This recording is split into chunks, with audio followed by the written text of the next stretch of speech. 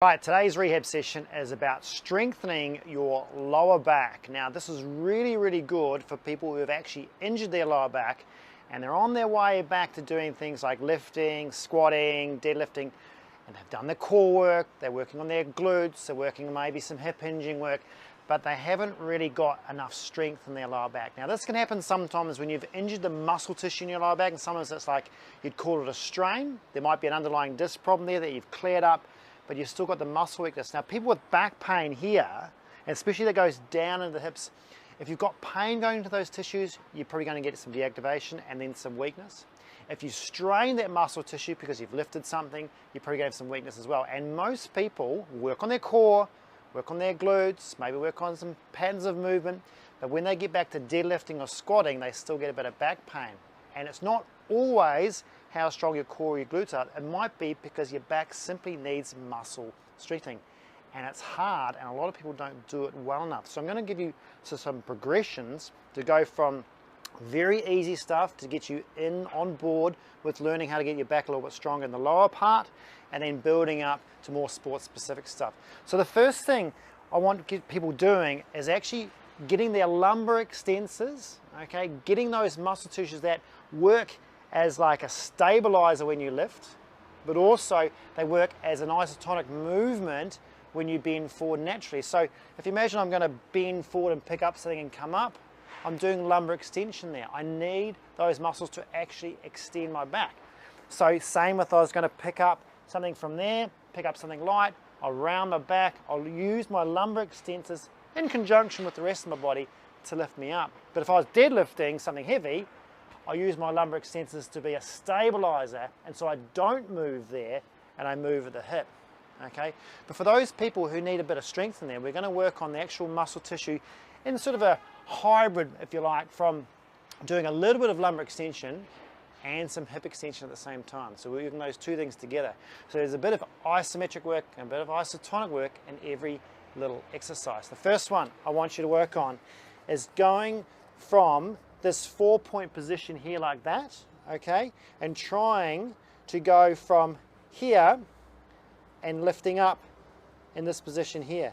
Now you might think that's pretty easy stuff, okay, and for some people it is, but some people it's really hard because you've got to try and stabilize through here at the same time. What I don't want you doing is just working on straight hip extension like that and jamming up your lower back and really loading up those muscle tissues. Remember, this is a very low level exercise. It's the first thing that people work on. So it's important that once you've got your neutral spine organized, you've got that ability to brace through your core here and turn that on, then you go for your straight leg and you go from a hip extension, and there's going to be a little bit of back extension at the top. So mostly no back extension for the first part here, so that doesn't move from there to there. When you get up into hip extension, then you go a little bit more and you get a little bit extra hip extension, and that's where you work from an isometric type movement with those muscles to stabilize the initial movement, and then do a little bit more into extending the lower back just a little bit. I think the crucial thing about that is not extending initially. Like the first thing you do is don't extend the lower back. It's the last thing you do. Okay. Now to take that one step further, what you could work on, if you find that a little bit easy, is work on a ball. Some people work on a sofa on a ball and do the same thing here like that into this position, and then you can really feel the feedback of your tummy on here. Okay, you can feel that whether you're pushing down into the ball or whether you're keeping that tone and keeping it braced. So from this position here, you can go and work on trying to get some more extension there, and you'll really feel it in your glutes. That's good glute activation, right? But you're really aiming for the lower back to be doing the work. So from here, drawing in, up, and then extending without overcooking it. You don't want to be doing this sort of work and jamming up and extending that lower back too much. There's no point doing that. It's just going to make you sorer. All right?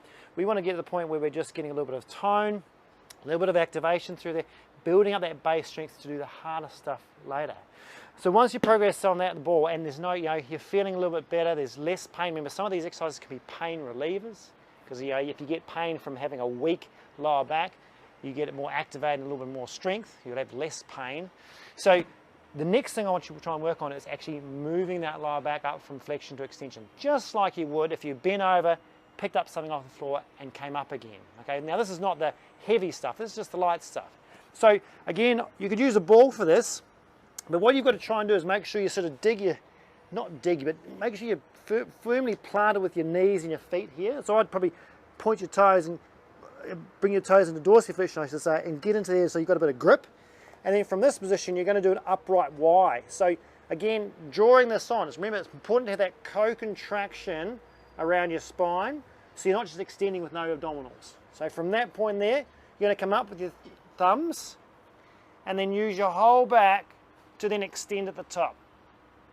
And just stop at the point where you're just about to feel fatigue or that jamming feeling through that lumbar spine. Because this will work your QLs, work your lumbar deep extensors through here. It'll work them to extend your lower back, and you've got to try and make sure you've got a bit of glute on there at the same time. You're trying to tell your body, when I extend, as in when I bend forward, pick up something off the floor, I want my extensors working, want them stronger, but also want my glutes to work in a hinge to help out, okay? You're not just going to bend forward and not use your glutes and your hammies.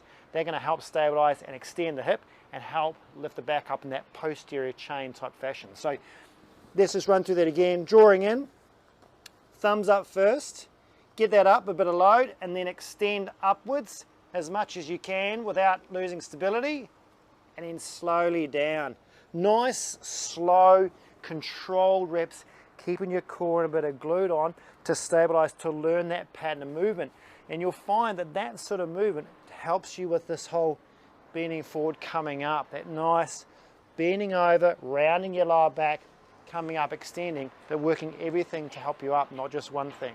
So that's the sort of the baseline stuff. Then what I'd try and work on is getting things a little bit harder. And that involves going to doing, I'll show you here, hip extension off the bed. All right, so this thing will definitely load up your back a little more. Now that we were working on lifting up your back, this one we're lifting up your legs. So you'll need probably, you know, a kitchen table or even your bed at home. That's the thing. We've got a plinth obviously we can use to hold on to, so you can use your legs as the lever. So the first thing I'd do is work on perhaps one leg to get the movement right, then work on the two legs to get the load.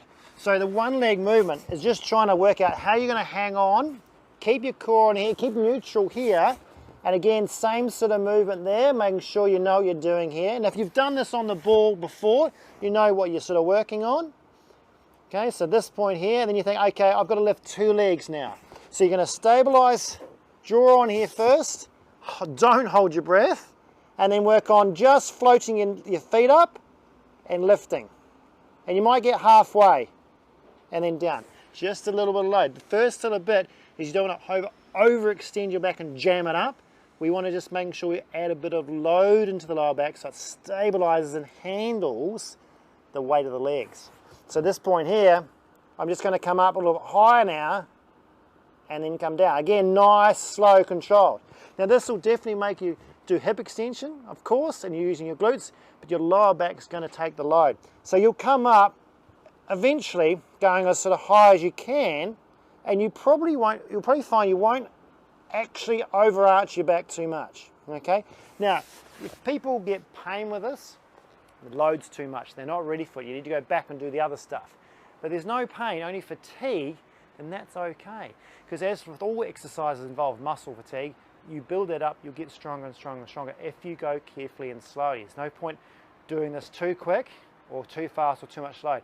From that point, some people could add on some load to their ankles. Okay, so you can put a weight on, hold a plate, hold a kettlebell, that sort of thing, and that'll increase the load a little bit more, and I'll show you that. So what I mean by adding weight is maybe just a dumbbell. Now this is only 4 kilos, but when you put it, say, between your legs, and again, you've got to hold on to this thing, so you've got to keep your legs together.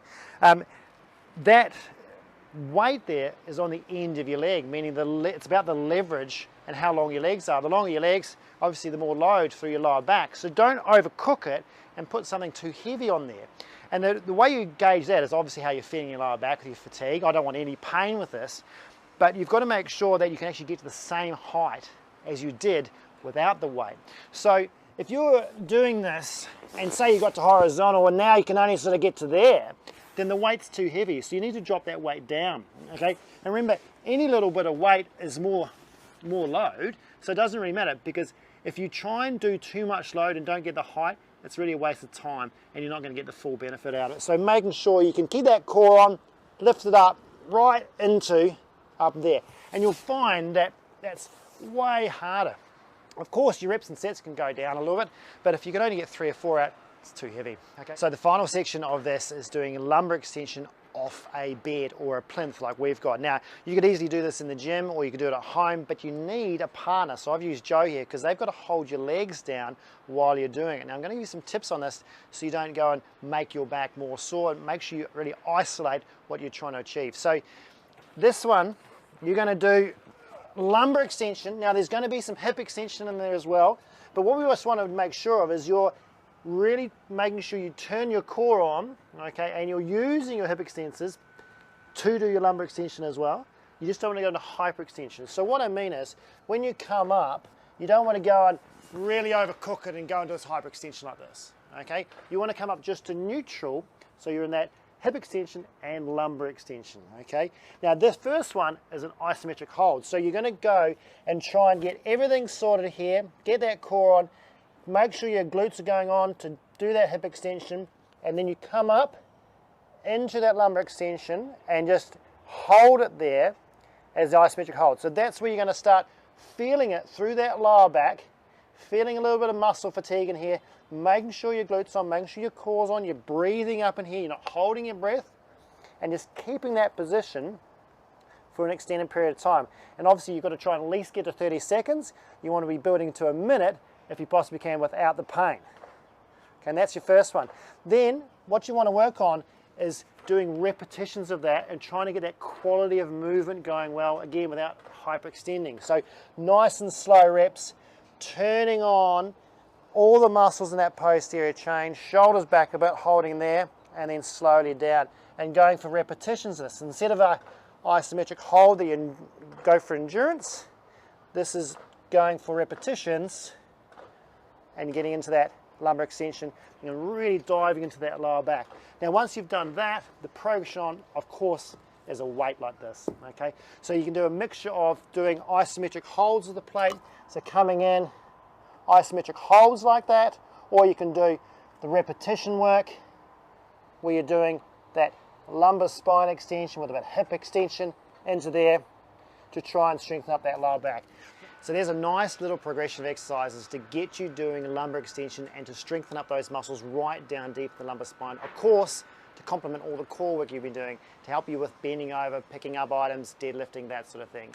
Now, this is really good for home, but if you've got the luxury of going to the gym still, then you can start using a Roman chair and a glute ham raise machine. See how you go. See you next time.